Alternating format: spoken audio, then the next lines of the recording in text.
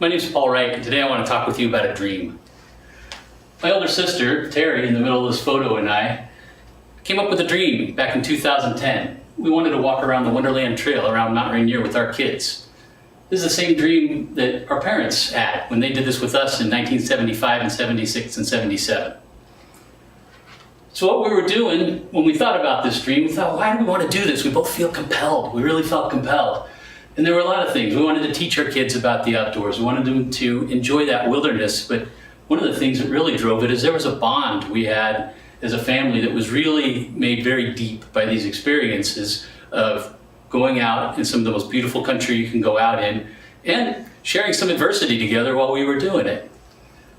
So as we get into our dream, this picture here, you'll see my wife on the end, myself, a dear friend on the right, Deb, and then the four cousins in the middle. Mine are the ones in tie-dye. And how do we go about this dream? Well, there's a few stages you have to go through. If you go to the next slide, I'll share some adventures with you. The first thing you better figure out is where you're going. And that seems easy, but it's pretty hard because there's permitting that can be done. And with 7 people or 8 people, you can't always get your permit, so you have to be very flexible. You don't know where you're going to go until about 2 months before you go there.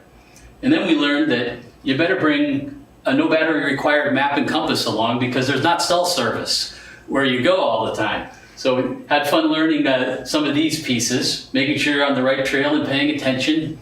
And then once you start to get out there, making sure your group stays together is another piece of this, because not everybody walks at the same speed, as my youngest would point out. We also found out that there's not always a trail, so there's some techniques that you want to use.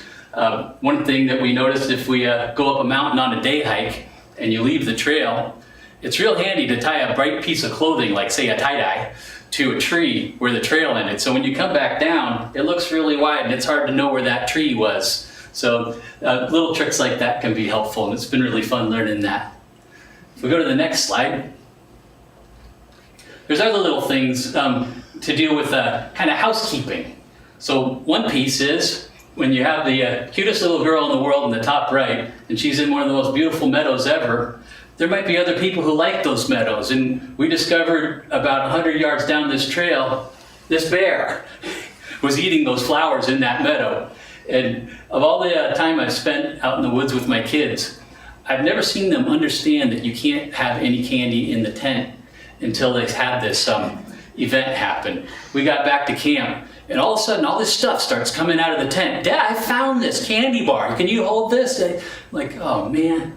So we've taught them about hanging up food. There's a candy bar free tent. And we're also really into flowers. So we have to have a flower book. That's my girl's favorite flower. Those are phlox on the top, and avalanche lilies are my favorite. You have to have a bear-proof commode to make sure everything stays safe.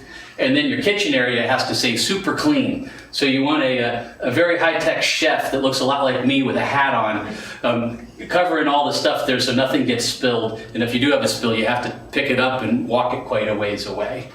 So a lot of fun times that we've had, and with the housekeeping stuff being part of it. If you go down a slide. The dream really is continuing. We've made 6 trips now. We've gone like 3/4 of the way around the mountain. It's hard to remember, but these kids are a lot taller than that first picture I showed you along the way. And some of the places we've been to, I can't believe we got to with kids that small. We've walked on the sides of the Carbon Glacier up here on the top left. We've been up here in Interglacier. This is the trail that mountaineers take to the very top of the mountain. It looks foreboding, it is, but it's amazing.